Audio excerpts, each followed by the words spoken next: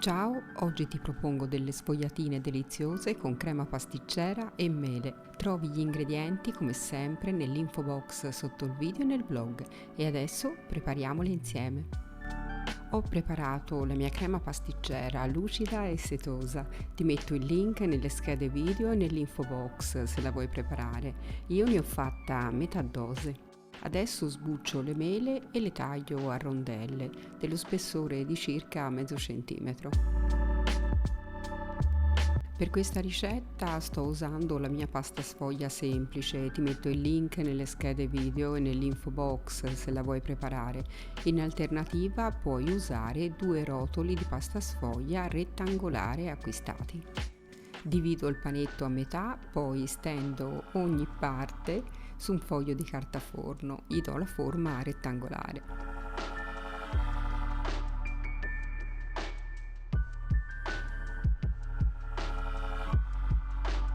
In seguito puoi arrotolarlo e sistemarlo nel frigorifero oppure nel congelatore, in tal caso ben chiuso in un sacchetto di plastica per alimenti, oppure usarlo subito. Apro la pasta sfoglia sul piano di lavoro e poi coppo dei dischi del diametro di circa 9 cm.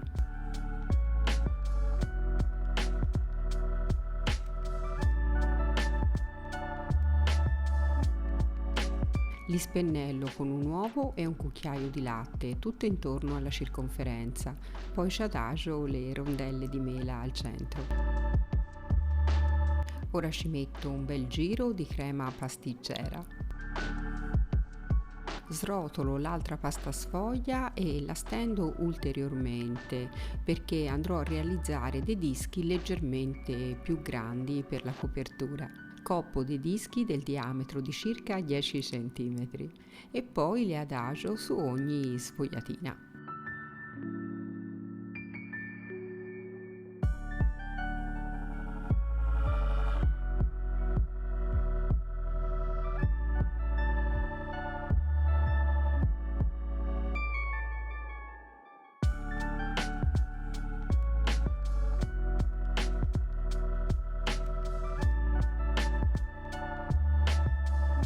Sistemo le sfogliatine su una teglia da forno rivestita con carta forno.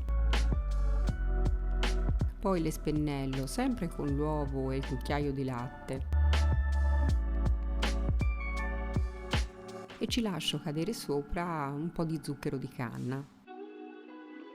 Posso infornare nel forno già caldo statico a 200 gradi per 20-25 minuti o fino a doratura desiderata. Ed ecco le sfogliatine croccantissime e profumate. Ci lascio cadere appena un leggero strato di zucchero a velo e posso servire. Sono ottime per la merenda e la colazione.